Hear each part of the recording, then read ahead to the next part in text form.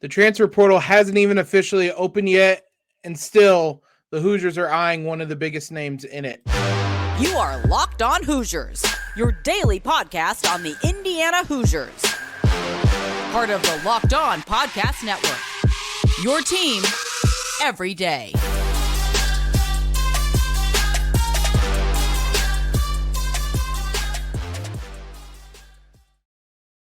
What is up, everybody? Welcome into another episode of Locked On Hoosiers, your one and only daily one-stop shop for everything IU athletics. I'm your host, as always, Jacob Rude. I want to thank you guys for making us your first listen every single day. I want to thank FanDuel for being the sponsor of today's episode and for being the official sportsbook of Locked On. Make every moment more. Visit FanDuel.com/LockedOn today to get started. The transfer portal will not officially open until next week. I believe next Wednesday, the 15th.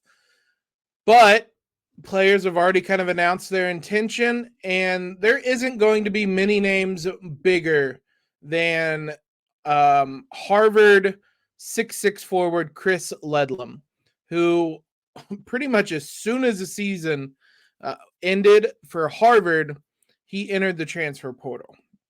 He is, as I mentioned, the 6'6" versatile forward who was a unanimous first-team All-Ivy selection this year.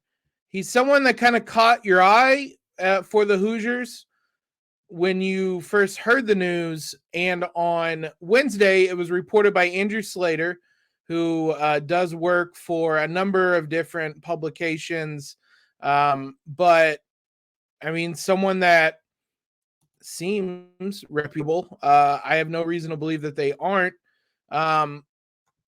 Reported a host of teams have already reached out to Ledlum, including Indiana. This is a who's who. Kentucky, UCLA, Ohio State, IU, Florida, Maryland, LSU, Arkansas, Oklahoma, Georgia, Xavier.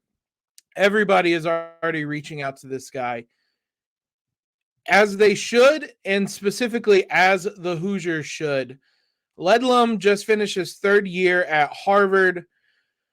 He should have a COVID year if he wants it, so he has 2 years of eligibility remaining, and is a fascinating prospective transfer for the Hoosiers. Indiana obviously is going to have to do a lot of work in the transfer portal. They're going to end up losing Trace, Race, Miller Kopp, almost certainly Jalen Hood-Schifino, and as we discussed earlier this week, maybe Xavier Johnson as well. So they only have a couple guys, Ja'Kai Newton and Gabe Cupps, coming in as freshmen. They're going to have to get really busy in the transfer portal. That's also assuming nobody transfers out, which Indiana got kind of lucky last year, not losing anybody of note.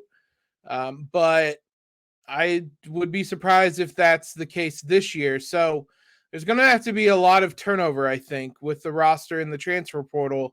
Ledlum absolutely is someone that both makes sense for Indiana and they should be targeting. Last season for Harvard, he averaged 18.8 points and 8.5 rebounds. He's kind of this, as I mentioned, 6'6". He's a wing. I think ideally he'd be a small ball 4. He has the ability to knock down shots from the outside. He didn't do it with a ton of consistency, and he hasn't his whole career.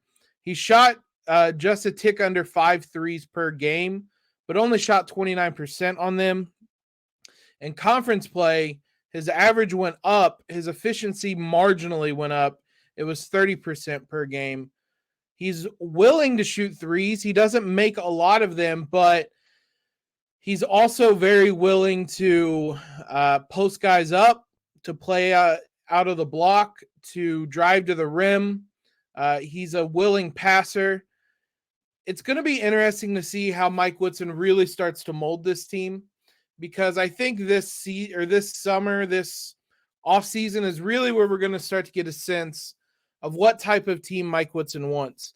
Not that it's a bad thing, but he came in and pretty much had to work with the pieces he had in Trace, Race, Miller Kopp, Xavier Johnson, stuff like that.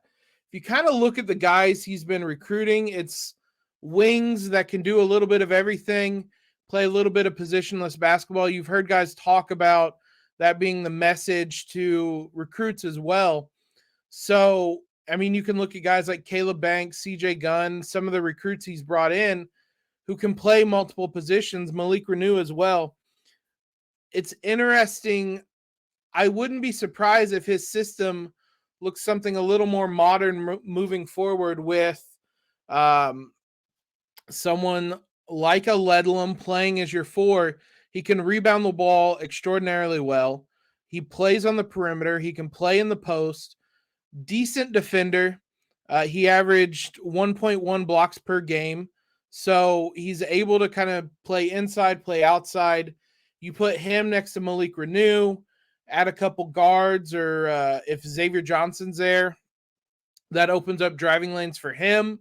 You're able to surround him with Galloway and maybe and you're certainly going to need some shooting to replace Miller Kopp as well. And suddenly you have a pretty decent starting 5, a well-rounded starting 5. So the Hoosiers are going to have a lot of competition for Ledlum, but the Hoosiers are also going to be a super intriguing team to watch because this is very clearly a coach in a system that is working. The Hoosiers are a successful team in the last couple seasons. They're a tournament team, and they're going to be able to go to players in the transfer portal and say, look, we're building something here. We've had this success. Come be part of that. Come join us and be part of that. And that's not something other places are going to be able to offer Kentucky is just turning over guys left, right, and center. It's always wild. I mean, if your goal is to get to the NBA, that makes sense, but I don't even know if that's the best place to go at that point. But a lot of the places that IU's going to be competing with don't have that same pedigree in recent years. Ohio State is an absolute mess this year. UCLA does have that argument, but I think IU is in a really strong place when it comes to the transfer portal. They can also offer starter minutes that not every team can. IU has a lot of minutes that they have to replace and a number of starting spots they have to replace. You assume Malik Renew is going to step into the starting lineup. You assume Trey Galloway is going to be a starter. Outside of that, you could realistically be replacing the other 3 starting spots. So IU is going to be in a strong position. Ledlum seems like someone that they're already targeting. Again,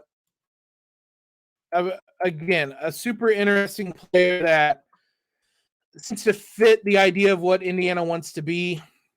Like I said, he can handle the ball. He has a 15.9% rebounding rate, which that means 15.9% of the rebounds available when he's on the floor. That's kind of an estimate of how many he gets. For reference, Malik Renew is at 13.8%, so a better rebounder than Renew. At the same time, he has an assist percentage of 12.1%, which is an estimate of the percentage of teammate field goals a player assisted while they were on the floor. Again, for reference, Jalen Hood-Schifino's at 21%. Trey Galloway's at 11%. So somewhere in the middle of those two. Probably, I mean, it's actually a lot closer to Trey Galloway, but he's doing it at 6.6 and a block percentage of 4%, which it's up there with Race Thompson, just a tick below Race Thompson. So that tells you the type of kind of all-around player he is. He has some flaws, but the Hoosiers absolutely could use him next season. It's going to be interesting to see how hard they push after him. Again, the portal doesn't even open until next week, so we're getting really early news on that front, but I think Indiana is really going to be in on him, and that would be a big get for the Hoosiers. Now, having talked about the future, let's talk about the present. March is here. The Hoosiers are about to kick off the NCAA tournament. What's going to dictate or what's going to be a successful March for the Hoosiers? Let's talk about that and the expectations this team should have in the coming weeks. First, let's talk about FanDuel. It's March, guys. There's no better time to be betting than in March, and there is no better time to join America's #1 sports book at FanDuel than right now, because new customers get a no-sweat first bet up to $1,000. That's bonus bets back if your first bet doesn't win. Download the app, pick the underdog you think, the 11 seed, the 13 seed, hopefully not the one against Indiana, the 12, whatever it is, pick them. Even if the bet doesn't hit, you're going to get a bunch of money back to keep betting throughout the tournament. Just download the app. It's safe, secure, super easy to use. Plus, FanDuel lets you combine your bets for a chance at a bigger payout with same game parlays. So don't miss your chance to get that no sweat first bet up to $1,000 in bonus bets when you go to FanDuel.com/lockedon. That's FanDuel.com/lockedon to learn more. Make every moment more with FanDuel, an official sports betting partner of the NBA. Big thanks to you guys for making us your first listen every single day. Make sure you check out the brand new podcast, Locked On College Basketball. There's not a better time to be listening to college basketball news than during March and during this week. They have you covered throughout the entire week, throughout next week, throughout all of March. These guys will have you covered. Big name experts, insiders, coaches, and players. Locked On College Basketball, available on YouTube and wherever you get podcasts. Let's talk about success this month, because it's an interesting kind of debate I was having internally for what would be considered successful this month. The first, with the Big Ten tournament, that's such a tricky proposition for IU, because IU never does well in the Big Ten tournament. So I don't think fans really hold it in that high of a regard. The players certainly do, though. There's been a lot of talk about wanting to win team accolades, especially when it comes from Trace. Trace has talked all season about how he doesn't really care about the personal accolades anymore. It's the team stuff. So should we be putting weight on how they perform in the Big Ten tournament? Ideally, you win the first game, whoever that's going to end up being, on Friday. But if the Hoosiers go 1-1 in the tournament, do we say that's unacceptable? If they don't get to the title game, is that unacceptable? Me personally, I'm not really putting any weight on the Big Ten tournament. I think there's also probably a legitimate question of asking, is it worth winning it? That's a lot of minutes to put on your body. And we saw last year how Indiana was wearing down kind of through the final weeks of the season into the tournament. Once they got to the actual tournament, they were toast and really didn't offer any resistance in that game. It's a little bit different this year. It's one less game in the Big Ten tournament they would have to play to win it, theoretically, though they're still going to have to play 3 straight days. You're not going to have to play a play-in. You're not going to have to play that game and then fly across the country right away. So the circumstances are different. My worry is that this IU team has looked pretty gassed for a while. I think there's a debate to be had of the extra rest versus a Big Ten tournament title. I'm not saying you go in and throw the game, but I'm saying that it's not the worst case scenario if even if IU loses in the first game, that means they have close to a full week off, maybe a full week off to get rested up. There's a pretty easy counter to that. And that if IU wins 3 straight games and wins a Big Ten tournament, they're rolling. They have all the momentum in the world. And that is great. Like, it's not a bad thing to win the Big Ten tournament. But I think there is kind of a cost-benefit analysis you can do there. Is it worth expending all that energy to win the Big Ten tournament when you don't have a lot of energy left? I don't know offhand. I'd be interested to see the amount of teams that have won the Big Ten tournament or really conference tournaments, and how they tend to fare in the NCAA tournament itself. I don't know if there's any correlation there, but I think it's an interesting debate. ultimately, I mean, I'm not going to be mad if the Hoosiers win the Big Ten tournament, but I'm also not going to be upset if they're one and done on Friday and out right away in the Big Ten tournament. I don't think there's a bad result the Hoosiers can have. And we're going to talk about bracketology here in a minute. I think they're pretty firmly locked in as a 4 seed, regardless if they lose. So that also kind of helps as well. But when it comes to the NCAA tournament, I think that's a different thing. I think there is a bar they have to get to. Like, I think this team needs to be a Sweet 16 team for it to be a successful season. It's going to feel like an opportunity pretty badly lost if this team doesn't win the first 2 games of the tournament. They're going to be a 4 or at worst a 5 seed that is favored in the first game. And then you're going up against a 5 or 4 seed in the second game that you're theoretically pretty evenly matched with. With Trace Jackson Davis, with the talent this team has, Trace and Jalen specifically, you got to maximize everything that's left because that's it. This is one and done for those guys. The last run for those guys, certainly. I would be really disappointed if this team doesn't make a Sweet 16. It's wild saying that because last year we were just happy to be there. I think it's partly an evolution of the team, but I also think if you'd asked us back in early November, late October, what the expectation for this team was, I think Sweet 16 would have probably been pretty low. Things have changed in the last, 6 months or so as the season has played out, but I think this team certainly needs to get to a Sweet 16. Do they need to get to the Elite 8? That's I don't think that's like the minimum acceptable. I'm trying to think of how I word this. I think it depends on what their performance is in the Sweet 16.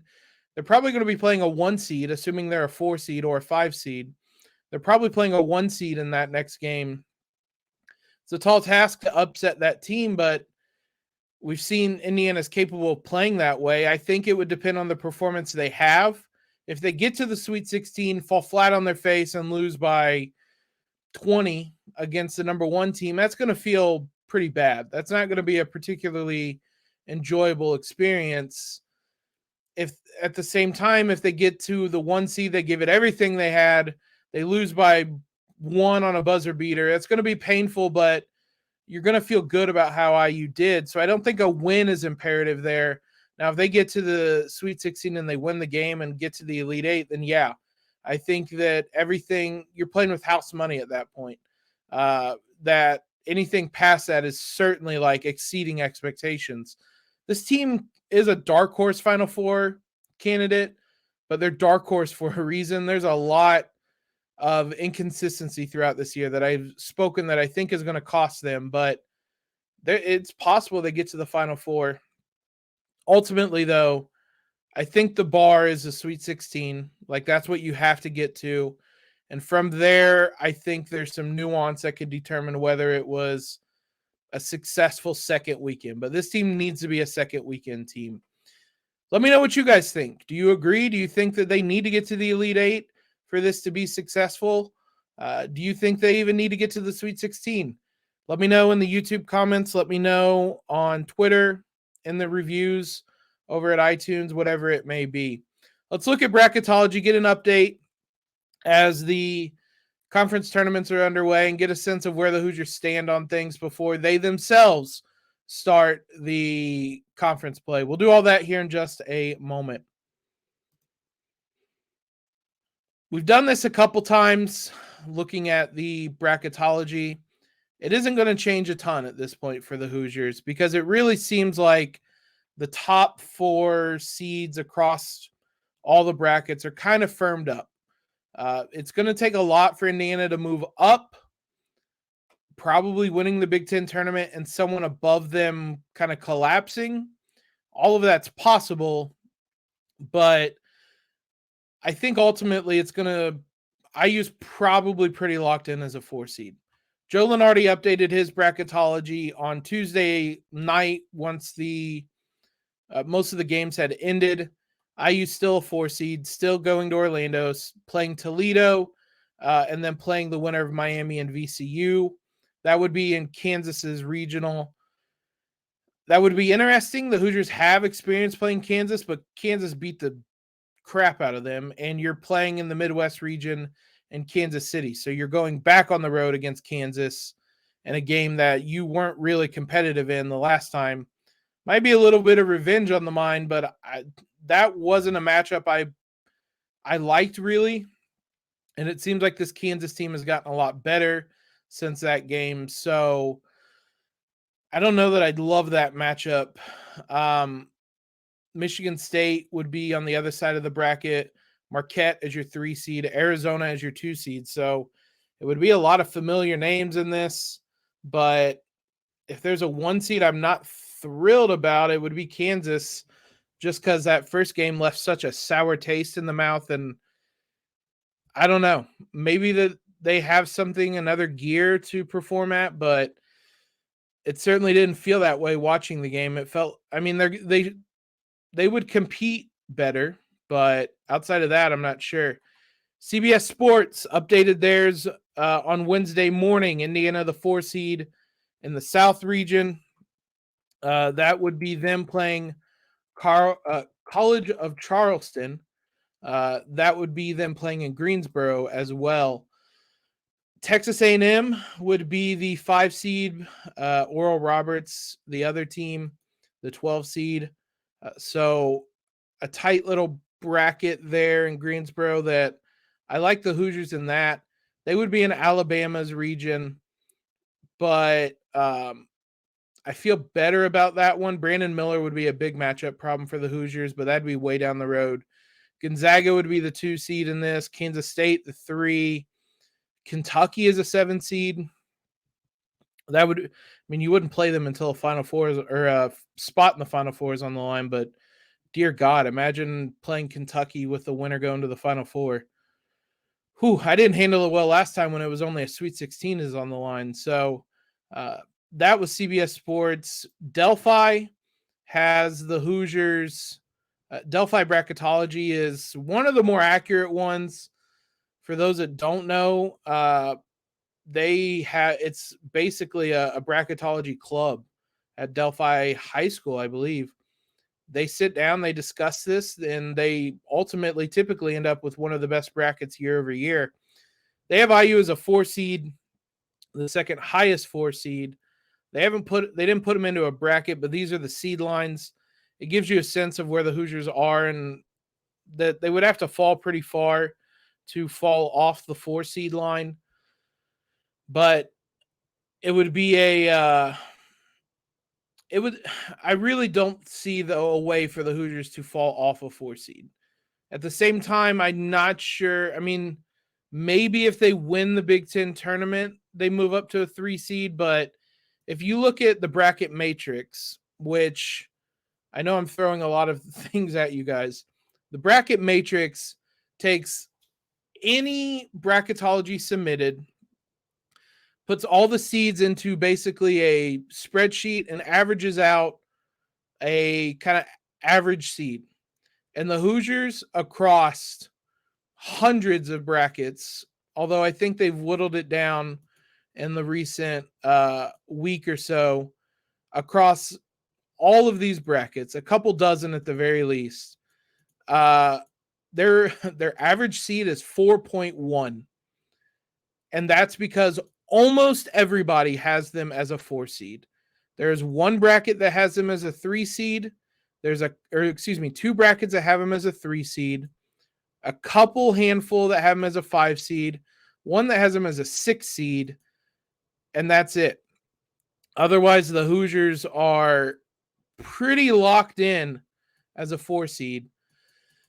Again, at the same time, Xavier is 3.99 as their average. There's almost zero variation in them. So this 4 seed's pretty locked in. The 3 seed is up to a 3.4 and Kansas is a 3.0. So everyone is really unanimously locked in. So unless the selection committee is viewing things differently, and you can look at the 5 seeds. Miami is the highest 5 seed, and their average seed is 4.99. Like, this is it's pretty set that the 3 seeds are all set. Marquette, Gonzaga, Kansas State, Tennessee, UConn, Xavier, IU, Virginia are pretty locked as your 4 seeds. And there's a jump to the 5 seeds. Miami, San Diego State, and St. Mary's seem like 3 of the favorites. There's a little bit of variation with that last one, but I don't expect a ton of movement. I think the Hoosiers are locked into being a 4 seed. Things will change, though. And, I mean, it's not called March Madness for a reason, or for no reason, I should say. So, maybe things get wild and the Hoosiers go up or down. It's what we're here for. It's what we love watching college basketball in March for. But as much as you can be in March, the Hoosiers seem pretty settled right now. Certainly that there's a lot that can change. We will be back tomorrow to preview the Big Ten tournament game. Whoever it may end up being, I'm recording during the game on Wednesday, so I'm not even sure who won between Minnesota and Nebraska, but we'll have that for you in tomorrow's episode. For your second listen, check out the brand new podcast, Locked On College Basketball. Isaac Shade and Andy Patton are your experts that bring you everything you need to know on and off the court, whether it's coaches, players, other big-name experts, everything throughout the basketball landscape. Locked On College Basketball, available on YouTube, wherever you guys listen to podcasts. Follow us on Twitter if you have not already. Subscribe to the podcast. Leave a quick rating and review. All of that great stuff. Thank you guys for making us your first listen. Thank you for the support. We'll be back tomorrow, as always. But most importantly, guys, have a great day, and LEO.